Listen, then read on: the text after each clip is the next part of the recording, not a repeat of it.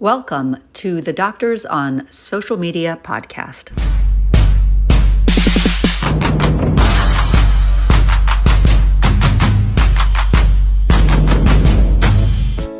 Welcome to SoMeDocs.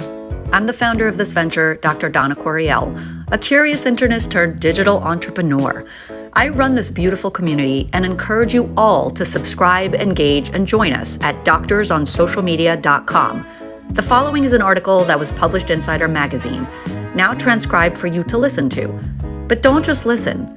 Reply to this article with your own thoughts by submitting on our site, or share it on social media and tag us at SoMeDocs. Let's have more meaningful conversations out loud. Social media, good or bad? Written by Donna Coriel, MD, narrated by Donna Coriel, MD. I've always said this. I feel uncomfortable with the concept of social media, especially where it comes to where society is headed and where it comes to our kids. But it is here, and it seems like it is here to stay, at least for the foreseeable future. My work involves bringing the educated sector of our society into the mix, pushing them online so that there's more reason and civility represented within this virtual milieu. Social media, as I've been saying for years in my speaking roles and online, is a double-edged sword. Great things happen when we use it wisely. But the edge that's causing us division and hatred is unfortunately much, much sharper. I'd love to entertain others' thoughts. And I did. I shared these thoughts on social media and got to read others' viewpoints on this matter and summarize a few of them here for you. The input received. Jeff Coombs, fractional bookkeeper and controller, loaner, and influencer of none, wrote, "Hi, Donna. I'm uncomfortable with social media, especially when it comes to kids. Not apples to apples, but similar to cigarettes. Tobacco industry's research revealed it was harmful to kids. Facebook's research did the same.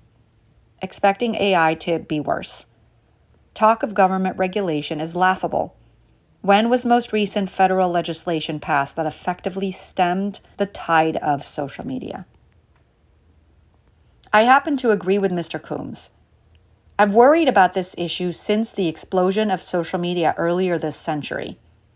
Part of my life's work in anticipating the evils that social media will bring out has in fact been to coax more of my intelligent colleagues to come into the space and help make it a safer one. Amir Balouk, physician and investor, wrote, "Social media really is a two-sided coin, isn't it? It brings us together, yet it can push us apart just as fast. I think it's about balance and using it to spread the good stuff, knowledge, kindness, support. How do you think we can tilt the balance to favor positive connections and learning?" Me.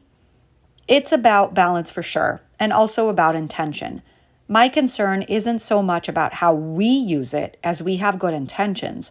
It's about those that don't. Sarah M. Worthy, first CEO and founder at DoorSpace, Inc.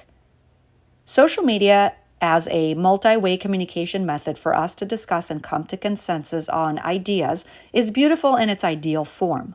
Unfortunately, for-profit motivations built in algorithms that activate our emotional brain regions but not our critical thinking regions. Me. This is part of what worries me. There are bad seeds taking advantage of this quick connecting space. If we don't think ahead and remain vigilant about the negative consequences of this space, we won't fare well. Jorge Toro, first president and CEO at Benenexco. Social media is not something we need to question. It is reality, and it is how people will interact moving forward. We need to embrace it, accept it, and contribute to make it better. Thank you, Donna. The dialogue is the beginning of improving it. Me. While I do think we need to embrace it, I do think we need to continually question how we use it and what structure guidelines need to be added in order to make it better, and especially in order to make it more safe. J. Michael Connors, MD, whose bio you can find in a profile in our directory. Social media promotes silos of like-minded people. Search for success measured in likes, impressions, and connections, etc. won't be in disagreement or dialogue. Cancel those who disagree. Easier than discussion and division grows. Me, totally agree with Dr. Connors. In fact, I tried so hard to widen my perspective and diversify my contacts and surroundings for this very reason. But unfortunately, you don't really see many productive and respectful disagreements online anymore. How can we make this better, friends?